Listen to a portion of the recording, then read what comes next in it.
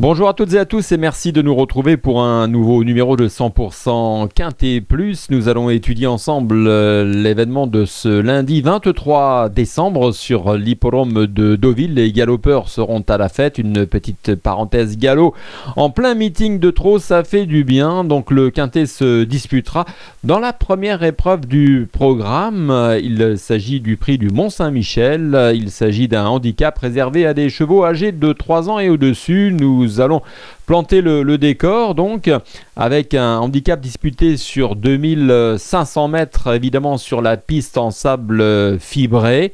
16 concurrents, je le disais. Intergénération, 3 ans et plus, avec le tableau des participants qui va donc s'afficher sous vos yeux.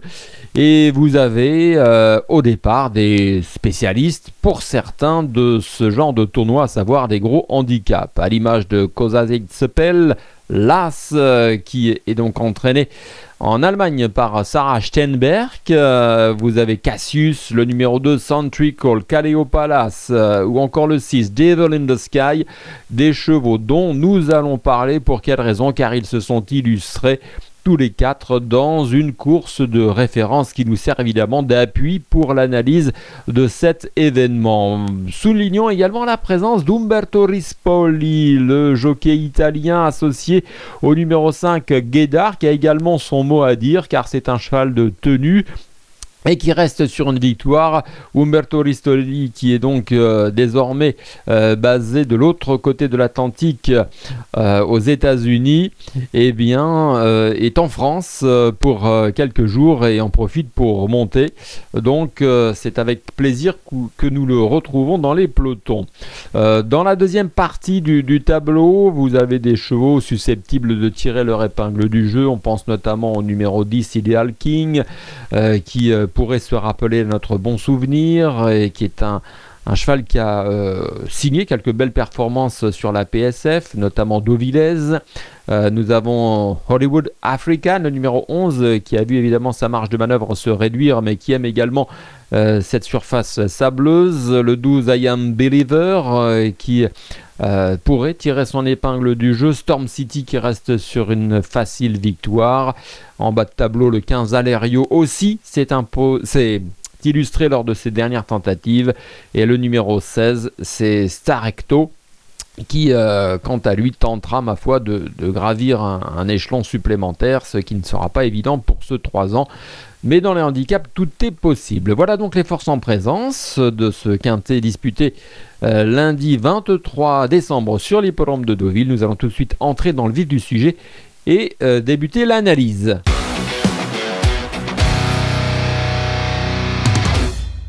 L'analyse de ce quintet avec mes 5 favoris, je le disais, qui se sont illustrés dans une course de référence, et mon favori se nomme Devil in the Sky, dossard numéro 6, l'entraînement d'Ovillé de Yann Barbero, associé à Hugo Le Bouc.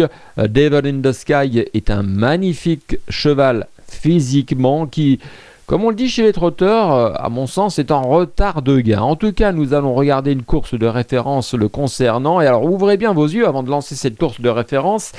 Eh bien, j'attire votre attention sur le fait que ce 26 novembre sur l'hippodrome de Deauville, Devil in the Sky, que nous allons donc analyser de près, entre autres, il finissait 3e d'un quintet enlevé par Cliff Béret.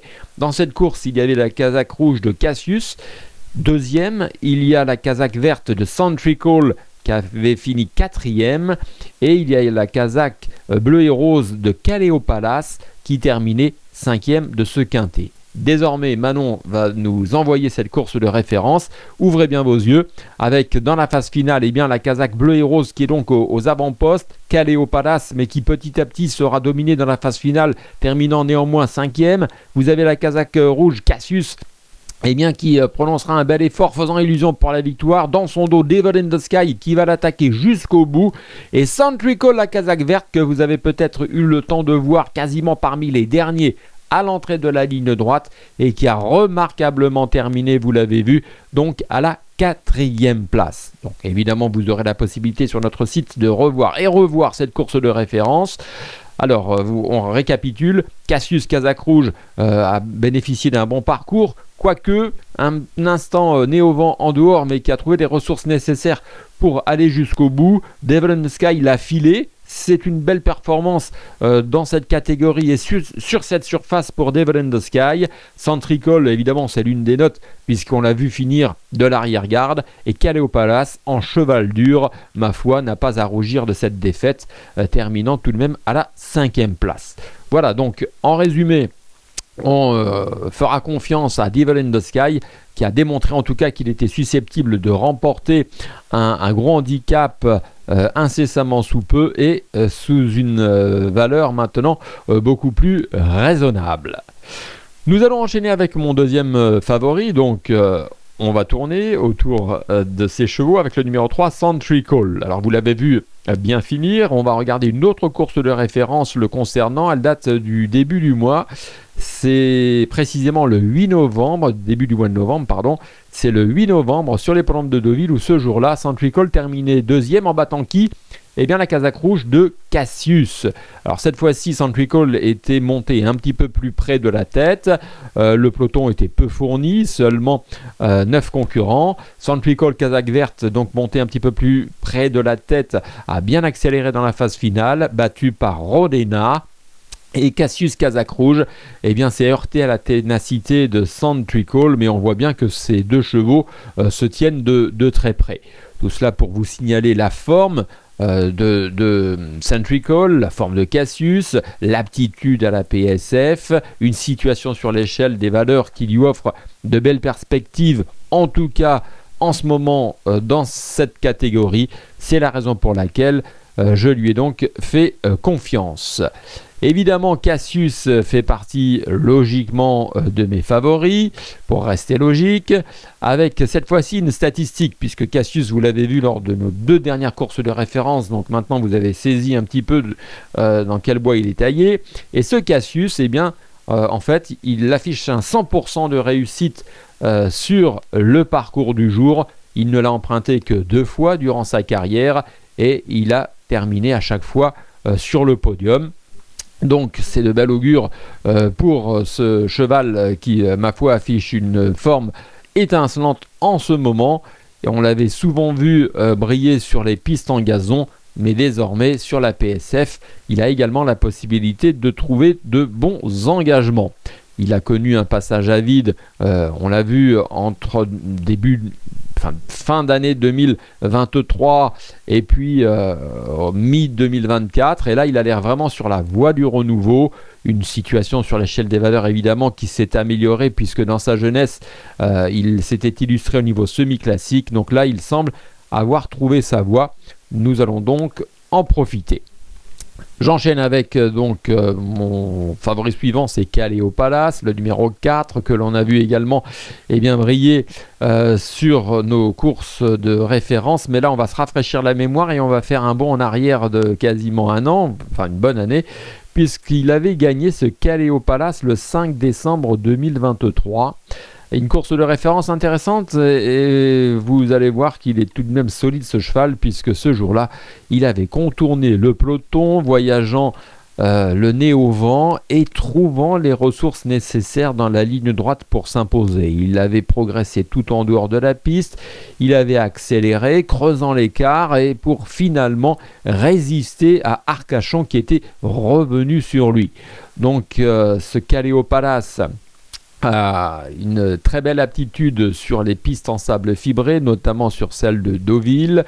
Il a pris un repos bien mérité durant le printemps et l'été 2024. Il est sur la voie du renouveau, comme le montre la course de référence du 26 novembre, dans laquelle il avait donc terminé à la 5e place. Et nous allons terminer notre pronostic de 5 chevaux avec un cheval qui s'est également illustré ces dernières semaines. Je pense à Storm City, le numéro 13, qui certes a brillé au niveau des réclamés, mais qui a tout de même balayé l'opposition le 27 novembre. On va regarder cette course de référence ensemble, puisque le 27 novembre dernier sur l'hippodrome de Deauville, eh bien, ce Storm City s'était imposé d'une classe. C'est un redoutable finisseur qui est à l'aise, vous l'aurez compris, sur la piste en sable fibré deauvillaise, entre autres. Une piste sur laquelle il est entraîné tous les jours par Stéphane Vattel.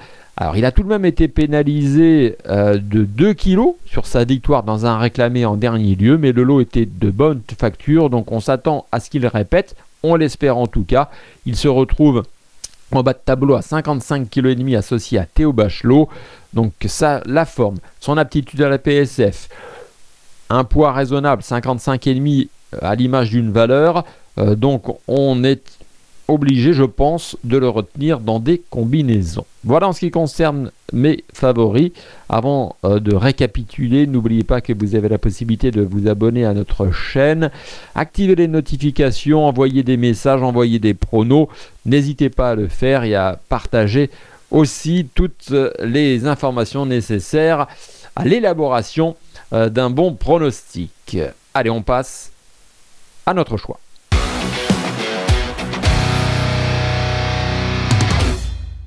Le mien précisément pour le quintet de ce lundi 23 décembre sur l'hippodrome de Deauville, avec le numéro 6 Devil in the Sky qui sera mon favori pour la gagne. Je lui oppose le numéro 3 Centrical, le numéro 2 Cassius, le 4 Caleopadas et pour compléter le quintet, le numéro 13 Storm City. Nous allons nous quitter comme d'habitude avec un conseil de jeu toujours sur l'hippodrome de Deauville en Réunion 1 avec la deuxième partie du handicap divisé. Il s'agit du 801 rue de l'Aube que je vous avais conseillé en hot news en dernier lieu lorsque Rue de l'Aube avait remarquablement terminé à la 2e place. Cette pouliche entraînée à Deauville par Stéphane Vattel a donc démontré qu'elle était proche d'une victoire. J'espère qu'elle va répéter. Sa cote évidemment ne sera plus aussi élevée qu'en dernier lieu, mais je poursuis mon raisonnement. Et je la conseille en jeu simple ou pour la prendre en base de jeu pour d'éventuelles combinaisons élargies. Voilà, c'est terminé. Il me reste à vous remercier de votre fidélité. Bon jeu à toutes et à tous. Passez d'excellentes fêtes de fin d'année et à très bientôt pour de nouvelles aventures. Bye bye.